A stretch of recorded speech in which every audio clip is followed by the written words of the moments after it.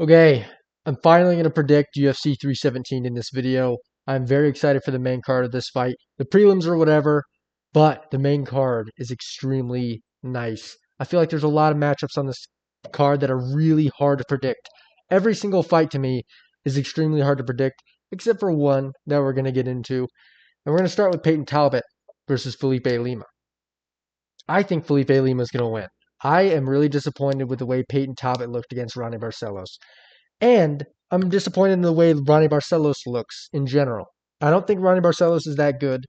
He used to be good in his prime. He's not very good anymore. And he made Peyton Talbot look like shit. He ragdolled Peyton Talbot. Felipe Lima is an extremely good prospect coming up. He's 27. He's well-rounded everywhere. He has very crisp, good boxing, and he has amazing wrestling. And he got a submission over Muhammad Naimov, which I rate really highly. Peyton Talbot is a can crusher, and he does crush them, and he has slick striking, and he has power. But if you take him into deep waters, his personality and his fight style, I don't think it amounts to him being very tough. Felipe Lima, I think he's going to take damage. I think he will take everything Peyton Talbot has for him, and I think he'll be continuing to pressure forward, work his game, take him down, beat him up. If Ronnie Barcelos did it in his age, and he couldn't do that against Cody Garbrandt, Felipe Lima is going to do that against Peyton Talbot. Peyton has room to improve. He's very young. But Felipe is I think he's a different prospect compared to Peyton Talbot. Talbot has a ton of hype because of his finishing potential and his weird, interesting, gay personality.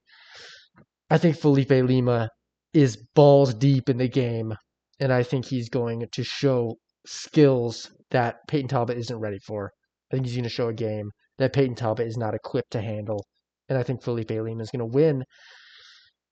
Probably by decision, but I would not be surprised if there's a submission. I rate Felipe's grappling a lot more than Ronnie Barcelos's, and Peyton Talbot got fucking shit on. And on the feet, Ronnie Barcelos was doing decently well. So I really don't trust Peyton Talbot after that fight. That was a big time fraud check for me. And until he wins another fight, I'm not going to pick him unless it's against someone like really bad, because I do think he is still a pretty decent prospect.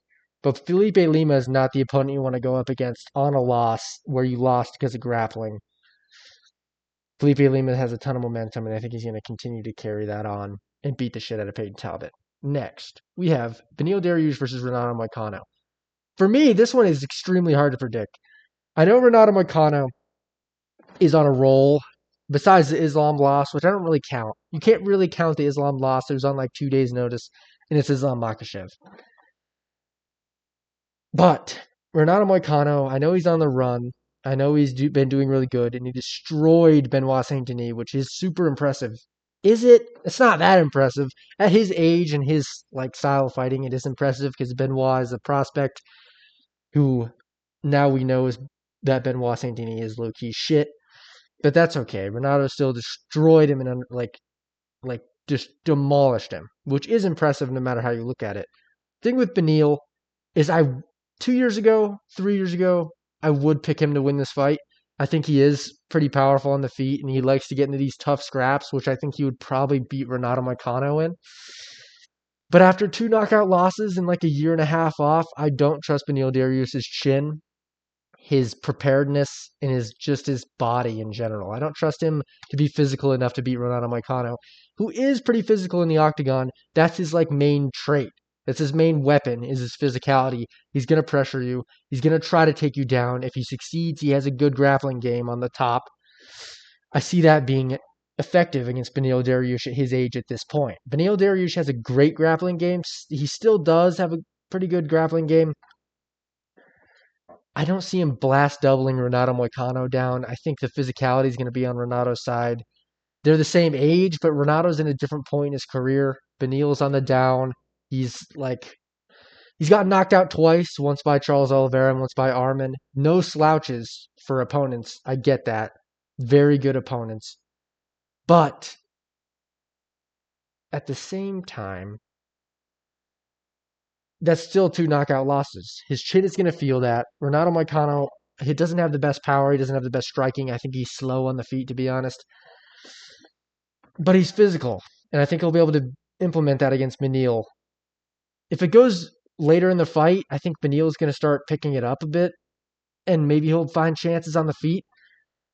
But I predict Renato Moicano to kind of stifle that. And if anybody's going to get a finish on the feet, I do think it's Renato. They've both gotten rocked in the past, but Beneil's chin has been cracked to oblivion in his last two. I think Renato's going to be able to capitalize on that more so than Beneil will on Renato's couple knockdowns in the past or whatever. Like he got knocked out against Jalen Turner. I don't count that as like a huge problem with his chin. It's definitely a factor, but it's definitely harsher on the side of Beneil Dariush. Renato has a ton of momentum. Besides the Islam loss, which you'd basically brush off as just something that happened, he pretty much just made a bunch of money to have no injuries or no problems and got beat on a day's notice, and nobody will blame him for that.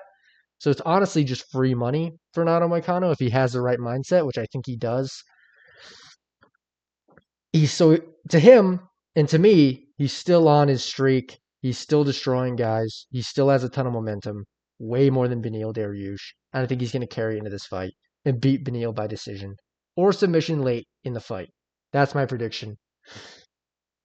Beneil could win, and he could get scrappy, and he could make it a war. I just don't predict it to happen in this fight. If it does happen, it'd be pretty exciting and pretty funny. I just don't think it will. And even if it does, I think Renato still will have. It'll be 50-50 in that scrap if it does get to that point in which Renato Moicano will have been winning the rest of the fight. At least that's what I think. Next, Brandon Royval versus Joshua Van. This one is so hard to predict. It's so stupidly hard. I hate it so much because I originally wanted to pick Brandon Royval because of the range. Joshua Van's had problems with rangy opponents in the past. He got knocked out by Michael Johnson. Not Michael Johnson. Is his name Michael Johnson? Whatever dude has a stupid ass haircut in the back. But the thing about him, the thing about the guy who got chinned by, who I think his name is Michael Johnson, I could be wrong. He actually has power, and he was coming forward, and he caught Joshua Van coming forward, and he was pressuring in as he was striking with Van. That's where he got the power. That's where he was able to clip Van. That's where he dropped him and finished him. Brandon Royval is rangy, but he's not powerful. He doesn't come forward with aggression like trying to finish an opponent in that way. He's more of an outside, gonna beat you up on the outside, but he's gonna keep it at range and tag you and then maybe come in for a second, come back out. He's technical on the back foot. Joshua Van is very up in your face boxing, which I have been liking more and more lately as I watch UFC fights. The up in the face boxing has been working really well. As for the grappling, Brandon Royval probably has a little bit of an edge in the offensive grappling, but Joshua Van's defense, I think, is going to be like completely fine in this fight. I think Joshua Van's going to be able to stuff everything Brandon Royval tries to do if Brandon Royval tries to grapple at all, which he could. I see him going for a grappling game plan, to be honest, especially if things get a little bit scary as Joshua Van pressures forward, but I don't see him finding success in it. I think Joshua Van does have great takedown defense, and I think he's going to implement it well. Brandon Royval has proven to be very good against very good opponents. He beat Brandon Moreno. He had a really close fight with Pantoja. He beat Kai Kara-France. He's beaten a lot of people. He's very good. He's solid. I think he's a really underrated flyweight in general. But Joshua Van, he fucking damages opponents to a degree that is very impressive. And he's on a crazy streak where he's finishing guys. He's fought like 2 weeks ago in the last pay-per-view and finished Bruno Silva in spectacular fashion. I really like that going into this fight against Royval, who's been out for a while. And he likes scrappy fights, but he gets rocked sometimes, and he doesn't, I don't know. There's something about this where I'm thinking if one of them doesn't get chinned, or if neither of them get chinned, Joshua Van is going to be able to get in his face, not worry about the power, and kind of implement his boxing game plan a lot better than Brandon Royval will be able to, as he's worried about the pressure coming backwards. Joshua, if he's not worried about the power, which I don't think he will be, will press forward the entire fight and look for shots, look for mean body shots. I think he'll land. I think if Brandon Royval has a chance in this fight, it's to kind of make it a firefight and catch him and maybe drop him. I just don't think Royval has the power for it. I was going to go Brandon Royval by decision, but I'm going to go with Joshua Van either by decision or knocking out Brandon Royval in this fight. I think Joshua Van will be able to put a pressure on Brandon Royval that will be really hard to deal with. And I think finishing potential wise, it goes to Joshua Van, especially at this point in his career. Joshua's fresh. He didn't take damage in the Bruno Silva fight whatsoever. He has a mindset where he's gonna go and he's gonna go for it. And he's the next fight is the title for him. He has everything to win in this fight and everything to lose. Brandon Royval is in this weird middle ground range where he can't get a title shot if Pantoja wins. It's probably hurting his mental a little bit. I really think Joshua Van is going to pull off the upset in this fight, but I would not be surprised if Brandon Royval wins. This fight is the closest, hardest fight to predict. To be honest, this year, this is the hardest one for me to predict. But I'm going to go with Joshua Van to pull it off. And it's more fun that way. It's more fun if Joshua Van wins. So if it goes to decision, best believe Joshua Van is going to get it. The UFC would not. They need flyweights. The UFC needs a flyweight desperately for a title shot against Pantoja, probably. Spoiler alert for my future pick. I think Pantoja's winning. But in this fight, I think Joshua Van's going to win. By decision, I think he could chin him late in the fight. I'm not going to bet on that. But I am going to go with Joshua Van to pressure forward and tag up Brandon Royval and hit mean body shots and stuff takedowns. That's what I predict next. Pantoja versus Kai Kara-France, the co-main event, the flyweight title. Kai Kara-France versus Pantoja, the rematch. The first one happened on TUF. Pantoja won by decision. Close decision, a lot on the feet. Pantoja wins. Doesn't really matter. I still think that's going to play a part in this. Pantoja won the first fight. It makes me a little bit more confident Pantoja's going to win this one. But it was a really long time ago, so you can't really take that into account. Pantoja, I think the most important thing for this fight, to me, is that Pantoja's chin is unbreakable. I don't see any flyweight breaking Pantoja's chin. And I feel like you have to. Because Pantoja pressures with his grappling so efficiently. It's so hard to get him off you that he's going to succeed and win rounds through his grappling and pressuring with his wild striking. It's going to happen. The way to beat him is make him worried about your power. Kai Kara-France has that possibility. He has the possibility to make Pantoja respect his power and back off a bit. And I bet you Kai Kara-France will stuff a ton of takedowns in this fight.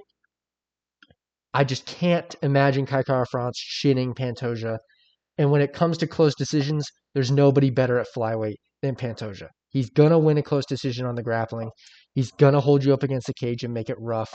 He's going to make you tired, and it's going to be annoying, and it's going to be stupid, and it's going to be boring, but it's going to happen, and he's going to win. And Kai Kara-France, to me, isn't the opponent that's going to neutralize that in Pantoja's game. A Manel Kape being really shifty on the outside could maybe work. A Joshua Van coming into Pantoja and meeting him with the boxing with his takedown defense could maybe work. Kai Kara-France at this point, I don't think is the guy that'll make this work. Kai has good wins, but he's struggled with grapplers in the past. He struggled with Amir Albazi, which I do think he won that fight, but he still struggled. Pantoja's way fucking better than Amir Albazi. He lost to Brandon Moreno via body shot TKO, which is neither here nor there, but Brandon Moreno has proven to be less than great as of right now in his career. And Pantoja's proven that he's 1 or 2 fights away from flyweight GOAT. I really think it's Pantoja's time. I think he's fired up for that to prove to people that he should be higher up on the pound for pound list, which he definitely should. They're doing a huge injustice to Pantoja, keeping him so low on the pound for pound. I think Pantoja's going to win. I think it's a no-brainer pick. I think it's obvious. I think most people are picking it. If you're going with Kai Kara-France, you're going for a Hail Mary that he's going to knock him out. And Pantoja has the best chin ever. Pantoja got cracked with the flying knee from Kaya Sakura, was completely fine. He doesn't get rocked, really. His only loss that I can recollect is to Figgy, who's very fucking good. He already lost to Kai. Or Kai already lost to Pantoja. I know it was a long time ago, but I'm still going to factor in a little bit. If anybody's getting better in their game and being more efficient with their work, it's Pantoja. So I'm definitely going Pantoja in this fight. I wouldn't be surprised if Pantoja has success in the striking department as well. Brandon Moreno did. There's no way Pantoja won't. Yeah, I'm gonna go with Pantoja to win. It's just no brainer. If you can't pick Kai Kara-France, and if you do, you're doing it for fun. But I really want Kai Kara-France to win. I think it'd be funny. Next, the main event: Ilia Topuria versus Charles Oliveira. The biggest fight of this year so far, possibly the biggest fight of this year. Period. I'm extremely excited for this fight. Ilia Topuria is my favorite fighter in the UFC. I'm probably Ilia's biggest fan. Probably not. There's a lot of gay Spanish people that really love him to probably have a body pillow or something of him. I don't go that far with it, but I really like Ilia Topuria's game. I really like the way how confident he is and the way he speaks coming up to fights. Charles Oliveira, I'm a really big Charles Oliveira fan as well. Everybody is. He's one of the most exciting fighters in the UFC. This is an extremely difficult fight to predict, but I have a pick and I have a clear vision for how this fight's going to go for Ilia Topuria.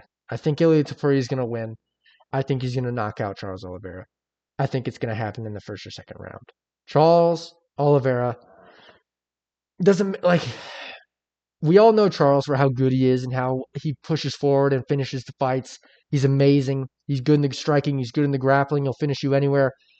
The thing about Charles is he gets rocked in every single one of his fights. There is not one fight you can name where he doesn't get rocked besides Beneil Dariush. He just gets rocked in every single one of his fights. And you cannot get rocked against Ilia Topuria. Ilia has knockouts over two pretty much unknockoutable fighters in Volk and Holloway. First person to chin Holloway, first person in a really long time, or the first person to chin Volk. Those are the two best back-to-back wins you can have. If you beat Charles, that's the best 3-fight streak of all time. I'm not afraid of Ilia moving from featherweight to lightweight. He fought at lightweight before. He did fine. He got caught with a head kick by Jai Herbert and it rocked him, which is a big worry in this fight. Charles can probably rock Ilia Topuria if he hits him with something good.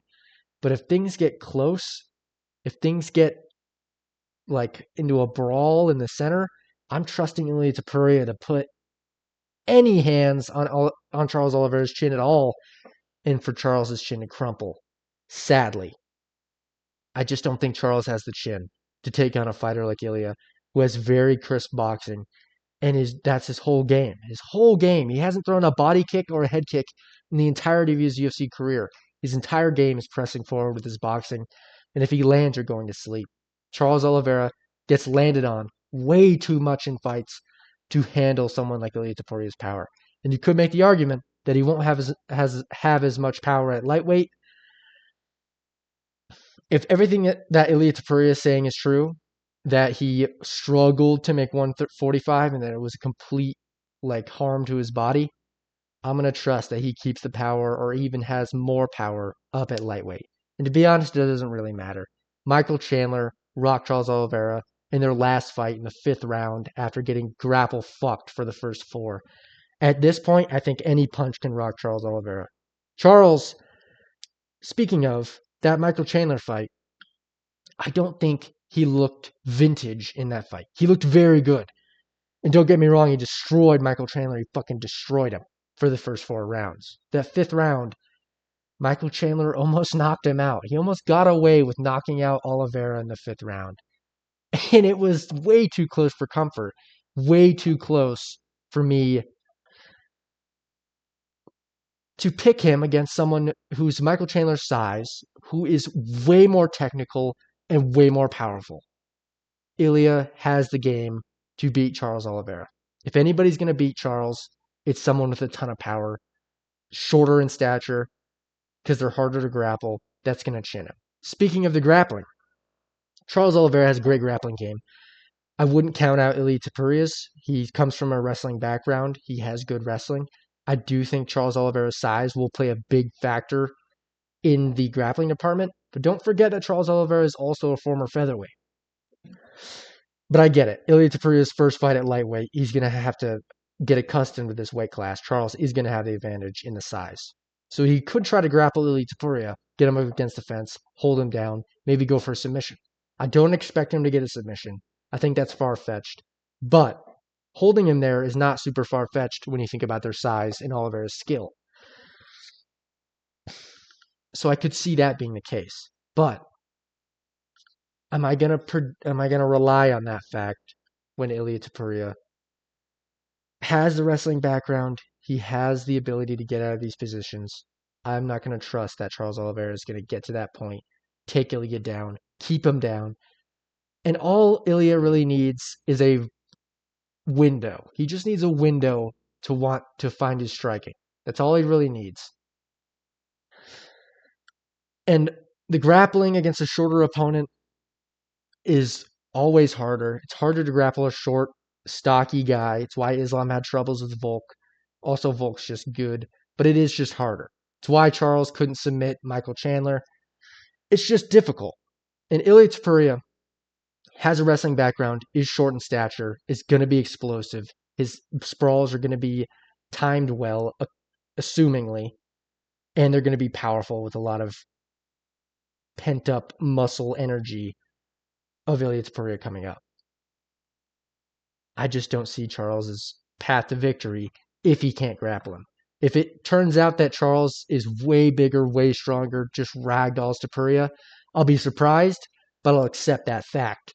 I just don't see it occurring. I see Ilia and Charles having a striking match for the first round at least. Maybe Charles blast doubles. I don't see it working. I see this being a striking battle. I see Charles Oliveira doing what he always does, presses forward, tries to find strikes, tries to find the clinch and knee. He's going to try all of it. He could land a big knee. That's also a pretty interesting opportunity for Charles Oliveira to do. I just think if they clinch up, Ilia's going to start ripping to the body and ripping upstairs. And I think all it takes is one shot to Charles's chin for him to go down and out. You can't knock out Holloway, who's never been knocked out, who has one of the best chins ever, and not land and knock out Oliveira, who gets rocked by every Joe Schmo on the planet. Not that Poirier and Gaethje are Joe Schmoes, but he's been rocked. Also, Charles Oliveira has been finished many times. He used to be shit, and then he had his big comeback. Ilia is undefeated. He hasn't known loss in his entire career. There's something to say about that mindset, and he has the mindset. Charles Oliveira is going into this fight. He said in interviews before, saying that I'm not going for a finish. I don't really care about the finish. I just want to win. I think that's a really bad mindset to have going in there against Ilia, who all he's thinking about is I'm going to finish him in the first round. I'm going to destroy him. I'm going to kill him. I'm going to make it look amazing. That's all Ilia cares about, is making it look amazing. He's a big visualizer, and I think being delusional and that confident is an extremely good base for MMA. It's why Conor McGregor was so fucking good, and his career worked out perfectly until he got retarded. It's why Ilia's career up to this point has worked out amazing. Once Charles locked in, it's why his career went so good after his little lame stretch when he first started. You have to be a bit delusional. I think Charles is kind of weaning out of that mindset of just pure going in there to fucking kill your opponent. Charles was that guy. I think he's weaning out a little bit of that mindset. And I think Ilia is deep in the mindset of, I'm going to kill my opponent. And I believe him. I think Ilia is going to win by knockout. Let me know what you think about that. Tell me if I'm being stupid or if I rambled for too long. And I will see you soon.